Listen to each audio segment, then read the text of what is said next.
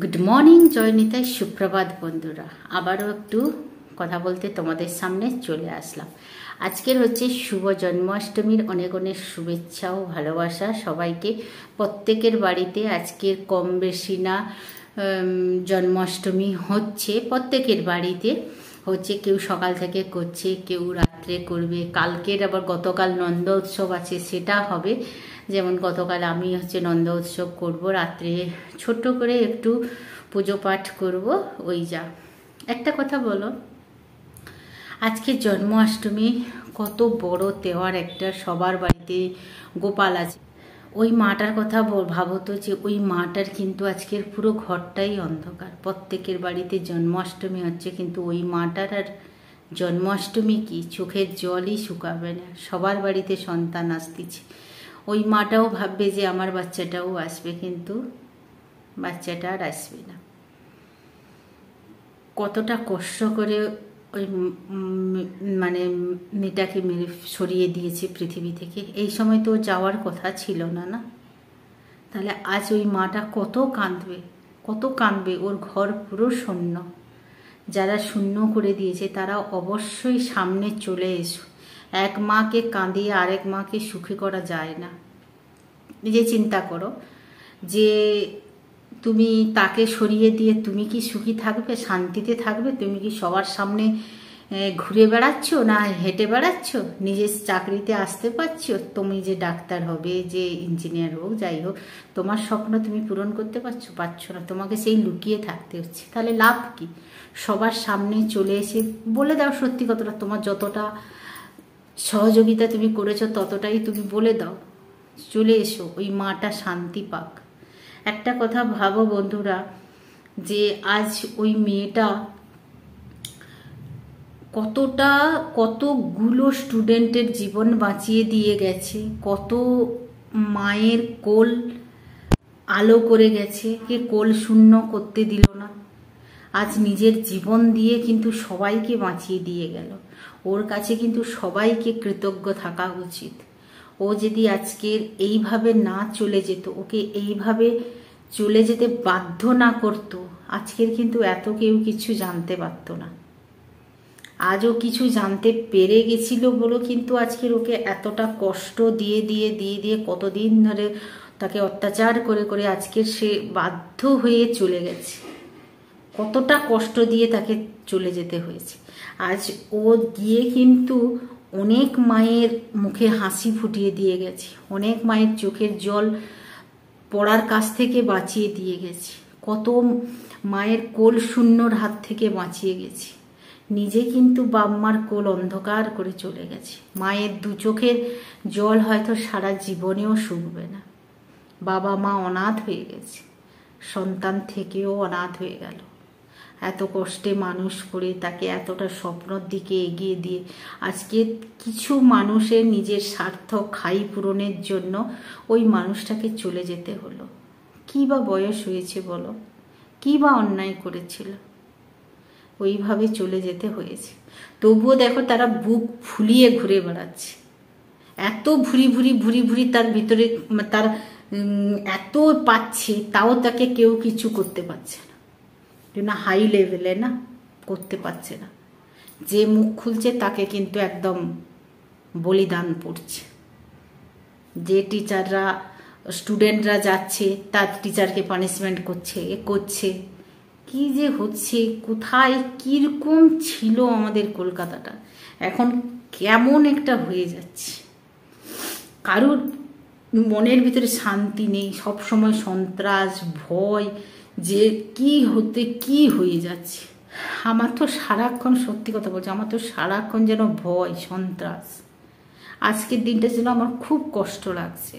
কারণ আজকের গ্রামের কথা বলছি না, শহরে কিন্তু আমি আজ 4-5 বছর চলে এসেছি। আমি দেখি শহরে কিন্তু গোপাল পুজোটা খুব করে সবাই, সবার বাড়িতে গোপাল পুজো হয় কম বেশি। কিন্তু আজকে বলে তো হয়তো তাদের বাড়িতেও গোপাল আছে, তাদের মাও হয়তো প্রত্যেক বছর গোপাল পুজো করতো, কিন্তু এবছর কি গোপালকে একটা নকুল দানাও দিতে পারবে কিনা ঠিক নেই, সেই মানসিকতাই নেই। আজ মহাভারতে দ্রৌপদীর বস্ত্রহরণ হয়েছিল, তার সখা তাকে বাঁচিয়েছিল। আজকের এই কলিযুগে নারীদের উপরে এত অত্যাচার হচ্ছে, একটা শ্রীকৃষ্ণ আসবে না, না কেউ আসবে। আমি সবাইকে দোষ দিচ্ছি না, এর ভিতরে অনেকে ভালো আছে, কিন্তু আমার চাই সবাই ভালো হোক, সবাই ভালো থাকুক, সবাই সবাইকে হেল্প করুক, কেউ কুনজরে না দেখুক। আজ কি হচ্ছে, ওই মাটা কত কাঁদছে, কত কষ্ট পাচ্ছে, চোখের জল শুকছে না, খাচ্ছেও হয়তো না ঠিক মতন, আমি তো জানি না। যেটুকু আমরা নিউজে দেখছি, যেটুকু দেখছি ওইটুকুই বলতে পারবো, তার বেশি আর আমি বলতে পারবো না। কারণ আমি সত্যি কথা, আমি ঘর ছেড়ে যাই না, আমার বাচ্চা স্কুল নিয়ে আমি থাকি। লোকেদের মতন ওরা ভিডিও করতে যায়, অমুক তমুক ঘর থেকে বেরিয়ে যায়, ওটা করে, আমি যাই না। সত্যি কথা, আমি যেটুকু নিউজে দেখি আর সবটুকু আমার মনের কথা, আমি কারোর কথা বলি না। যতটা আমার চিন্তা ভাবনা, যতটা আমার কষ্ট, আমি সেইটুকু তোমাদের সাথে শেয়ার করছি। এবারে যে যার ব্যাপার সে তার করছে। অনেকে দেখি ভিডিও বানাচ্ছে ওই উল্টাপাল্টা। এটা কালকের একজনের ভিডিও দেখলাম, 1 ঘন্টার মধ্যে 3 লাখের উপর ভিউজ। ভিডিওতে কিছুই নেই, শুধু হেন তেন ভাট বকছে, কিছুই নেই। যেইগুলো আমরা নিউজে দেখছি সেইগুলোই সে ভাট বকে যাচ্ছে, একদম টাইটেল দিয়ে দিয়েছে আলাদা। এইসব করো না, এইসব করো না। ওই মাটার কত কষ্ট হচ্ছে, তোমরা তার মেয়েটাকে নিয়ে কত কথা বলছো, ওরও তো কষ্ট হচ্ছে রে বাবা। 2 ভিউসের জন্য কত কি করে যাচ্ছ তোমরা। তোমরা শুধু একজোট হও, সবাই বলো ভগবান কাছে যেন তাড়াতাড়ি অন্যায়ের বিচারটা হোক, যারা অরিজিনাল দোষী তাদের শাস্তি হোক। কারণ একটা দেখো, একটা শিক্ষা মতলব স্কুল মতলব শিক্ষা প্রতিষ্ঠান, হসপিটাল হোক, সেটাও তো একটা প্রতিষ্ঠান না। 2-4টে পয়সার জন্য কিভাবে তছনছ হয়ে যাচ্ছে। পর পর পর পর কত হসপিটালের কথা বেরোচ্ছে। আমার তো ডাক্তার দেখাতে যাবো, সেটাই ভয়ে যেতে পারছি না। এত কষ্ট হচ্ছে আমার শরীরে, প্রচুর কষ্ট হচ্ছে, তা সত্ত্বেও আমি যেতে পারছি না। আমি এখন বাধ্য হয়ে আমাদের আর্মিতে আমি দেখাতে যাচ্ছি, বাধ্য হয়ে। আজকে যেমন ছুটি ছিল, আগে থেকে আমার বুকিং ছিল, কিন্তু আজকে ছুটি ছিল বলে ক্যান্সেল হয়ে গেছে। আবার আমাকে বুকিং করতে হয়েছে, আমি আবার যাব। আমার সেই কলকাতায় ডাক্তার দেখাতে, মেডিকাতে দেখানোর, আমরা ওখানে মেডিকাতে আমার চেক আপ হয়, কিন্তু রাস্তার পরিস্থিতিতে আমি যেতে পারছি না ভয়ে। হয়তো চলে গেলাম, কিন্তু আসবো কি করে যদি এই কখন ট্রেন বন্ধ করে দিচ্ছে, বাস বন্ধ করে দিচ্ছে, ওই জন্যই যেতে পারছি না, ভয়ের মারে যেতে পারছি না। এত শারীরিক অসুবিধা হচ্ছে, তা সত্ত্বেও। সবচেয়ে বেশি যে গতকাল কি বৃষ্টি, কদিন ধরে কি এখনো কি বৃষ্টি হচ্ছে, বাজ পড়ছে। এই যে আমি ভিডিও করছি, এখনো বাজ পড়ার আওয়াজ শুনতে পাচ্ছি। বলতো ওই মেয়েগুলো, বাচ্চাগুলো কত কষ্ট পাচ্ছে, যারা আন্দোলন করছে তারা কত কষ্ট পাচ্ছে। তো তোমরা যারা অন্যায় করেছো সামনে চলে এসো, এবং যে অন্যায় করেছে তাকে ধরে শাস্তি দিয়ে দিক। মেয়েটা এতটা কষ্ট করেছে তোমাদের জন্য, নিজের জীবনটা পর্যন্ত তার চলে গেল। একটা বিচার করে দেখো তো, ভগবান তোমাদের কতটা উপকার করে গেছে। মেয়েটা নিজের জীবন দিয়ে তোমাদের কত লোকের প্রাণ বাঁচিয়ে দিয়ে গেছে। এখন যারা ওখানে প্র্যাকটিস করছে, করছে, তাহলে বড় যারা ওর শিকার হয়েছিলে, কত লোককে বাঁচিয়ে দিয়ে গেল, কত মা বাবার কোল বাঁচিয়ে দিয়ে গেল, কত বাবা মার মুখে হাসি ফুটিয়ে দিয়ে গেল। তাহলে তোমাদের কর্তব্য হচ্ছে না যে দোষী মানুষটাকে ধরিয়ে দেওয়ার?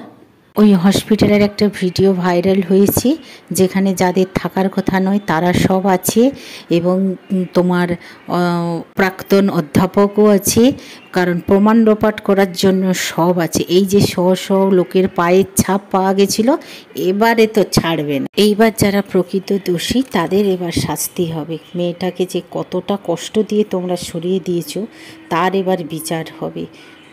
কত মায়ের কোল তোমরা খালি করেছো, এবার কিন্তু শাস্তি হওয়া চাই। আমরাও এবার কঠোরতর বিচার চাই। বিচার না হলে কিন্তু পরজন্মে নতুন স্টুডেন্টগুলো মানুষ আর হবে না, সব ক্রিমিনাল হয়ে বেরোবে। একটা তো হেল্প করতে পারবে না, তাহলে তার ক্ষতি করে কি লাভ?